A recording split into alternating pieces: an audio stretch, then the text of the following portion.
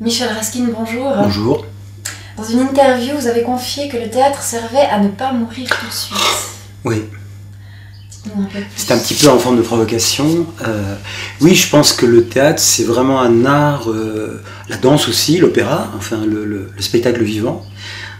C'est vraiment un art de l'instant. Alors il y a un travail de préparation qui est plus ou moins long, il y a un temps de répétition qui est plus ou moins long, mais enfin, l'art théâtral, en ce qui me concerne, n'existe en réalité qu'au moment de la représentation. C'est pour ça que moi personnellement je suis tout à fait opposé à toute captation, qui est peut-être un des mots de la langue contemporaine que j'exècre le plus. Je voudrais qu'il n'y ait pas de trace du théâtre, quoi. Donc probablement, puisque c'est un art du vivant, c'est un art des vivants, peut-être que secrètement, pour certains d'entre nous, pas forcément moi, peut-être plus tard, quand je serai beaucoup plus vieux encore que je ne le suis, ce sera un art d'un dialogue avec des morts ou avec mes morts, mais moi j'ai vraiment le sentiment que je dialogue avec les vivants, avec mes contemporains, et j'essaie de faire le théâtre qui m'est le plus contemporain à moi, quoi. Donc aux autres, qui sont de mon temps, je n'ai pas spécialement de nostalgie, je pense assez peu à mes anciens spectacles, je regarde pas trop en arrière, par tempérament, par éducation, mais parce que je pense très très profondément que le théâtre c'est vraiment oui, encore une fois, l'art de l'instant. C'est pour ça que, au fond, c'est peut-être ça m'aide aussi à rester en vie, au sens propre, ou à rester vivant. Et ça recule le moment où on va mourir. Et j'espère pouvoir être là au moment où je mourrai pour dire, eh bien, à partir du moment où je ne ferai plus de théâtre. J'espère arrêter de faire du théâtre quand je serai mort. J'ai répondu. Vous dites que vous essayez de trouver un rôle pour Marie-Ève Guittier, Oui.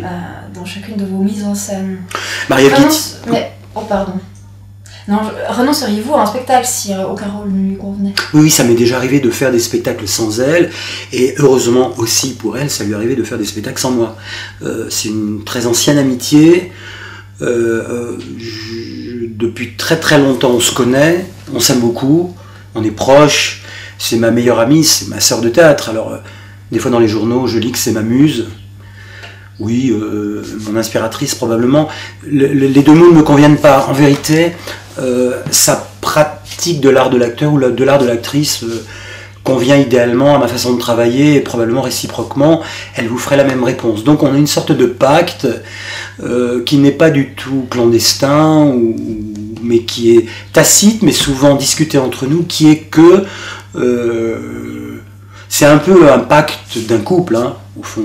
La seule différence avec un couple, c'est qu'on couche pas ensemble, mais ça y ressemble beaucoup. Le pacte, c'est de survivre ensemble à toutes les aventures et à toutes les péripéties, à toutes les tempêtes. Et on arrive très très bien l'un et l'autre à vaincre l'ennui. Et pour vaincre l'ennui, la technique, c'en est une, ou la manière, c'est de travailler ensemble des rôles, mais pas seulement des rôles, des pièces. Parce qu'elle est très attachée à la pièce avant le rôle, qui sont des univers qu'on ne connaît pas ou qu'on connaît moins, et qui nous obligent l'un et l'autre à aller voilà, au milieu du lac, à la rame, sans savoir ce qu'on va découvrir.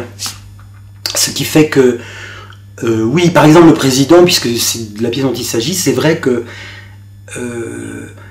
comme on ne le sait pas forcément, la pièce est étrangement écrite, puisqu'elle a deux rôles principaux, un président et une présidente, et c'est vrai que j'ai aussi eu l'idée à peu près définitive du choix de la pièce quand j'ai vu qu'elle pouvait génialement bien jouer la présidente, quoi. Et que souvent, il y a des textes qui ont été montés, ou même des auteurs qui ont été abordés. Je pense à Nathalie Sarraute, qui n'était pas du tout un auteur de mon univers, et elle était une grande lectrice de Sarraute, et je lui ai dit, bah écoute, voilà, explorons ensemble, qu'est-ce que c'est que le théâtre de Sarraute? Et on n'a pas regretté le voyage, c'était difficulteux, mais c'était passionnant d'aller dans des terres inconnues, quoi. Et comment dire, son courage d'actrice, son humilité en même temps, finalement me rassure sur un plan, sans aucun doute, mais m'oblige à aller beaucoup plus loin moi-même, quoi, dans des zones où j'irais peut-être pas. Je pense maintenant avec le recul, contrairement à ce que je disais il y a encore 2 secondes, je regarde en arrière, je pense que même elle a fait évoluer ma façon de faire du théâtre, sans aucun doute. L'autre chose aussi qu'il faut que j'ajoute pour conclure là-dessus, c'est que on essaye toujours, à chaque spectacle, quelle que soit la taille de la distribution, de toujours, et je le fais maintenant d'une manière concertée, systématique et réfléchie, de faire rentrer dans le groupe, soit parmi les acteurs, soit parmi les techniciens, des gens nouveaux. Il n'y a jamais un seul de mes spectacles qui soit identique du point de vue de l'équipe réunie, identique à celui d'avant. J'ai répondu là aussi? Absolument. Qu'est-ce qui vous touche dans le président de Thomas Bernard? Les choses ont beaucoup changé entre la première lecture et maintenant, puisque là, au moment où se déroule l'interview, on a fait la moitié du parcours de répétition. J'aime énormément cet auteur, il me fascine, je suis pas le seul, hein. Il m'inquiète aussi, il me tire vers le haut. Je pense que les grands auteurs de la littérature, puis de la littérature dramatique en particulier, sont des gens qui ont à la fois un univers évidemment très fort, une langue propre. C'est très très bien traduit en français, en général, le théâtre de Thomas Bernard. Et puis, il n'y a pas de concession. C'est une exigence vis-à-vis de soi-même. C'est quelqu'un... on oublie souvent que Thomas Bernard, c'est un survivant. Il aurait dû mourir à 18 ans dans un sanatorium. Les médecins n'ont jamais compris comment il avait survécu à tant de difficultés d'ordre médical. Et donc, il y a quelque chose du... Il a survécu. Il a survécu et je pense qu'il a mis la barre à une telle hauteur d'exigence que, voilà, on est tiré vers le haut. Alors ça me plaît.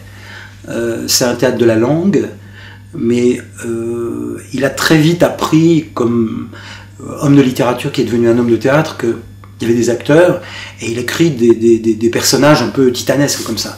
Il faut des acteurs ou des actrices qui puissent jouer le roi Lear, quoi. Je pense qu'il connaissait bien Shakespeare. J'ai pas lu de texte là-dessus, mais j'en ai une espèce d'intime conviction. Je pense qu'il connaissait bien aussi le théâtre grec, et les personnages sont toujours d'une stature exceptionnelle. Alors, il oblige à ne pas être timide, quoi. Faut oser l'affronter, et ça me plaît plus que ça me touche. Qu'est-ce qui pourrait me toucher au sens propre de l'émotion? Probablement que ces personnages qui sont si constitués, qui donnent d'eux-mêmes une image, comment dire, tellement virile, tellement, comment dire, opaque, en vérité sont des blocs de faiblesse et d'incertitude, et que ces gens qui sont tous des tyrans, d'effrayants personnages dominateurs, une sorte de dictateurs conjugaux ou dictateurs tout court, qui règnent comme ça sur un monde qui leur est soumis. Peut-être que ce qui est intéressant et ce qui me touche, c'est d'essayer de voir où est la parcelle de fragilité ou d'inquiétude, et en travaillant, on arrive à la mettre au jour. C'est ça, peut-être que ça, pour répondre très clairement à votre question, cela, ça me touche. Michel Raskin, Question. merci.